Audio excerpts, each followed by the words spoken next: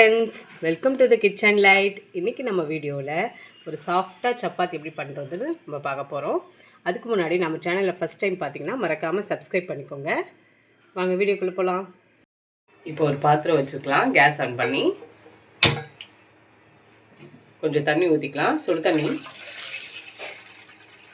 இப்போ தண்ணி கொஞ்சம் சூடாகட்டும். இப்போ தண்ணி சுட்டுடுச்சு, கொதிக்கல வேண்டாம், லைட்டாக சூடான போதும். இப்போ நம்ம ஆஃப் பண்ணிக்கலாம். சப்பாத்திக்கு மாவு பேசிய ஒரு பவுல் எடுத்தாச்சு. இந்த கப் அளவு நான் 2 கப் அளவு மாவு எடுக்கிறேன். இப்போ இன்னொரு கப் போட்டுக்கலாம். 2 கப்பு மாவு போட்டாச்சு. ஆயிலு 1 ஸ்பூன் அளவு,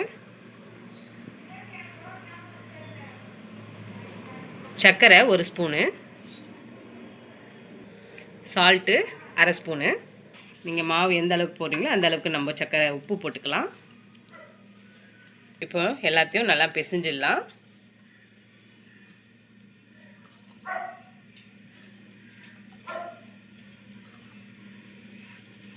இப்போ மாவு நல்லா கலந்துட்டோம். 2 கப் அளவு மாவுக்கு நம்ம 3/4 கப் அளவு தண்ணி எடுத்துக்கணும். அதே கப்பில் இப்போது சுடு தண்ணி வச்சோல்லையே நம்ம கொஞ்சம் கொஞ்சமாக ஊற்றி பிசைஞ்சிக்கலாம். சரியாக இருக்கும் 3/4 கப் அளவு தண்ணி.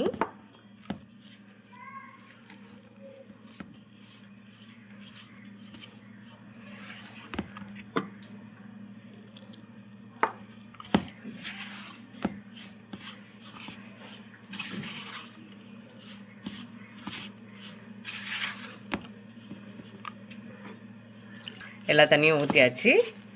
நல்லா மிக்ஸ் பண்ணிவிட்டு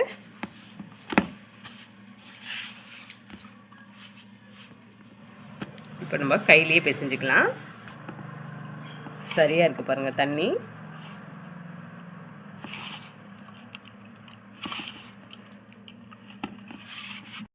பாருங்கள், நல்லா சேர்த்து இந்த அளவுக்கு பிசையணும். நல்லா அப்படி அழுத்தம் கொடுத்து நல்லா நம்ம அழுத்தம் கொடுத்து பிசையணும். இப்போ மாவு நல்லா பிசைஞ்சாச்சு பாருங்கள், சாஃப்டாக இருக்குது. இப்போ நம்ம அரை மணி நேரம் நம்ம மூடி போட்டு வச்சிடலாம். அரை மணி நேரம் ஆயிடுச்சு. மாவு எப்படி இருக்குது பார்க்கலாம். பாருங்கள், நல்லா அரை மணி நேரம் நல்லா மாவு ஊறி இருக்குது. இப்படி கை வச்சு நம்மளுக்கு உள்ளே போகணும். அந்தளவுக்கு இருந்தாலே மாவு சாஃப்டாக இருக்குதுன்னு அர்த்தம். இப்போ நம்ம மாவு திரட்டிக்கலாம். இப்போ இதிலேருந்து கொஞ்சம் மாவு எடுத்துக்கலாம். இந்த அளவுக்கு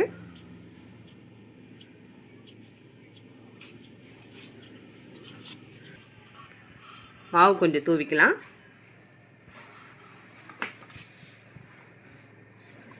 ரெண்டு சைடும் இப்படி மாவில் பரட்டிட்டு பரட்டிக்கலாம்.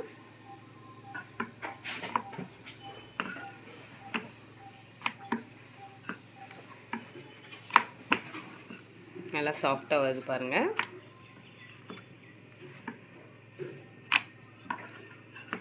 சப்பாத்தி கட்டிலையும் திரட்டிக்கலாம். இந்த மாதிரி கொஞ்சம் நம்ம அகலமாக இருந்தால் திரட்டுறதுக்கு ஈஸியாக இருக்கும்.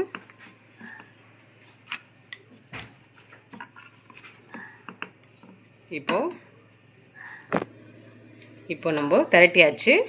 இதை நம்ம அப்படியே கூட தோசைக்கல்லில் போட்டு எடுக்கலாம். சாஃப்டாக தான் இருக்கும்.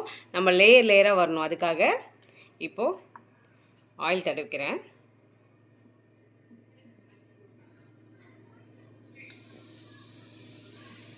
லைட்டாக ஆயில் தடவியாச்சு.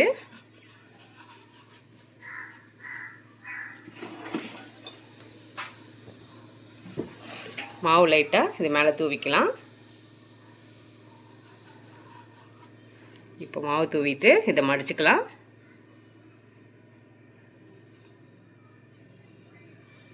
இந்த அளவுக்கு இப்போ நம்ம மடித்தாச்சு. மாவு நல்லா தூவிட்டு இப்போ நம்ம இதை திரட்டி எடுத்துடலாம்.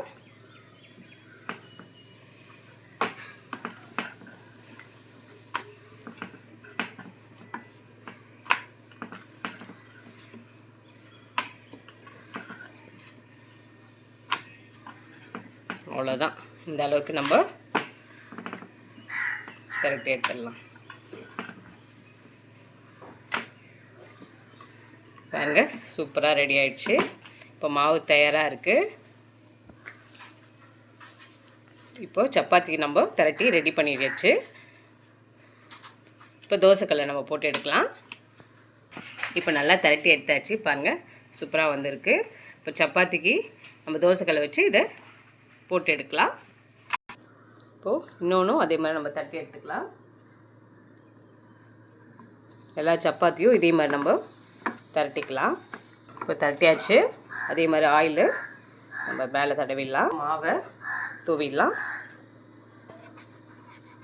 தூவிட்டு அதே மாதிரி நம்ம மடிச்சிடலாம்.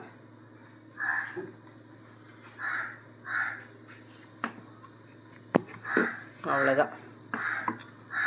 இது மேலே மாவு கொஞ்சம் தூவிட்டு நம்மளுக்கு என்ன ஷேப் வேணுமோ அந்த ஷேப் அளவுக்கு நம்ம திரட்டி எடுத்துக்கலாம்.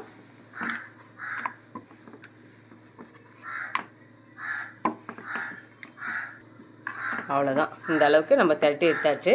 இப்போ சப்பாத்திக்கு மாவு ரெடி ஆகிடுச்சு. திரட்டி ரெடி பண்ணியாச்சு. இப்போ நம்ம சுட்டு எடுக்கலாம். போட்டுடலாம்.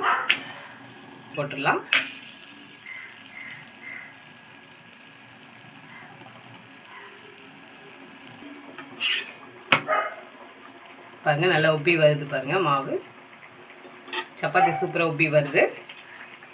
இப்போ நம்ம ஆயில் தடவிக்கலாம். 2 சைடும் நல்லா ஆயில் தடவியாச்சு. சூப்பராக நல்லா எழும்பி வருது பாருங்கள். அவ்வளோதான், ரெடி ஆயிடுச்சு. இப்போ நம்ம எடுத்துடலாம். அவ்வளோதாங்க, சூப்பராக ரெடி ஆயிடுச்சு. சாஃப்டாக பார்க்கவே ரொம்ப அழகாக இருக்குது பாருங்கள். நீங்கள் வீட்டில் இந்த மாதிரி ரெசிபி ட்ரை பண்ணி பாருங்கள். லஞ்ச் பாக்ஸ்க்கோ கொடுத்து விடலாம். நீங்கள் ஒரு நாள் ஃபுல்லாகவே இந்த சப்பாத்தி சாஃப்டாகவே இருக்கும். பாருங்கள் எப்படி இருக்குன்னு. நீங்கள் எந்த மாதிரி கசினாலும் ரொம்ப சாஃப்டாகவே இருக்கும். வீட்டில் ட்ரை பண்ணி பாருங்கள், ரொம்ப நல்லாயிருக்கும். இந்த வெஜ் குருமாவோட இந்த சப்பாத்தி சாப்பிட்டு பாருங்கள், டேஸ்ட் அட்டகாசமாக இருக்கும்.